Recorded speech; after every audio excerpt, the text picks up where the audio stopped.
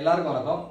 இன்னைக்கு இந்த வீடியோவில் நண்பர்களுடைய ஒரு பொதுவான ஒரு கேள்வி. இப்போ 6வது வீடு 6ஆம் அதிபதி வந்து நோய்களை வந்து கொடுக்குன்னு சொல்கிறீங்க, கடனை கொடுக்குன்னு சொல்கிறீங்க, அதேமாதிரி வந்து எதிரிகளை வந்து கொடுக்குன்னு சொல்கிறீங்க.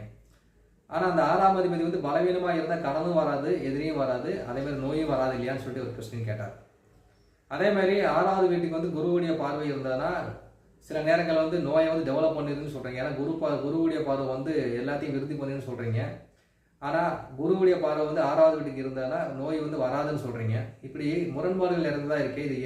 இதுக்கு என்ன விளக்குன்னு சொல்லி கேட்குறப்ப 6ஆம் அதிபதி 6ஆம் தசை வந்து நோயை வந்து கொடுக்கும் தான், இல்லை. ஆனால் 6ஆம் அதிபதிங்கிற ஒரு பிளானட் வந்து பார்க்குறப்போ ஒரு செக்யூரிட்டி கார்டு மாதிரி, அந்த 6வது வீட்டுக்கு வந்து செக்யூரிட்டி கார்டு மாதிரி.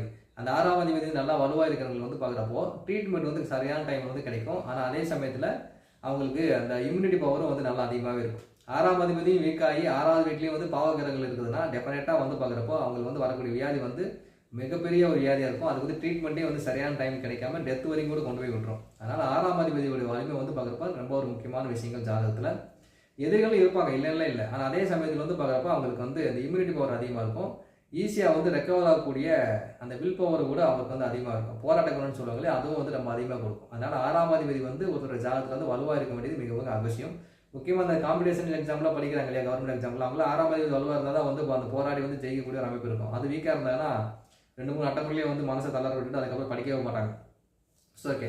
ஸோ அதே மாதிரி வந்து குருவுடைய பார்வை வந்து எந்த ஒரு பாவத்தையும் பார்த்தா விருத்தி பார்த்துன்னு சொல்கிறாங்களே, நான் சொல்கிறேன் விருத்தி பார்த்து. அப்போ 6வது விட பார்த்தா கடன் எல்லாத்தையுமே வந்து உங்களுக்கு வந்து விருத்தி படுத்துருமே, அதிகப்படுத்துருமே சொல்லி கேட்குறப்ப அப்படிலாம் கிடையாது. குருவுடைய பார்வை வந்து பார்க்குறப்ப சுப பார்வை. அப்போ அந்த 6வது வீட்டில் இருக்கக்கூடிய நெகட்டிவிட்டியை வந்து குறைக்க தான் செய்யுமே தவிர அதை வந்து அதிகப்படுத்தாது. ஓகேங்களா? ஸோ அதனால் 6ஆம் அதிபதியை குரு பார்த்தாலும் சரி, அதே மாதிரி வந்து பார்க்குறப்ப 6வது வீடை வந்து குரு பார்த்தாலும் சரி, கண்டிப்பாக வந்து உங்களுக்கு வந்து அது அது வந்து பார்க்குறப்ப நெகட்டிவிட்டியை குறைச்சி பாசிட்டிவிட்டி வந்து இன்க்ரீஸ் பண்ணும், இம்யூனிட்டி பவர் வந்து இன்க்ரீஸ் பண்ணும். அதனால் குரு பார்வை வந்து எப்பயுமே வந்து நல்லா தான். ஆனால் சில நேரங்களில் அந்த குருவே 6ஆம் அதிபதியாக வந்து பார்த்தாருன்னு வச்சுக்கோங்களேன், நோயை கொடுத்துருவார். ஸோ அதுக்கு வந்து இன்னொரு வீடியோ வந்து நம்ம செப்பரேட்டாக வந்து போடுவோம்.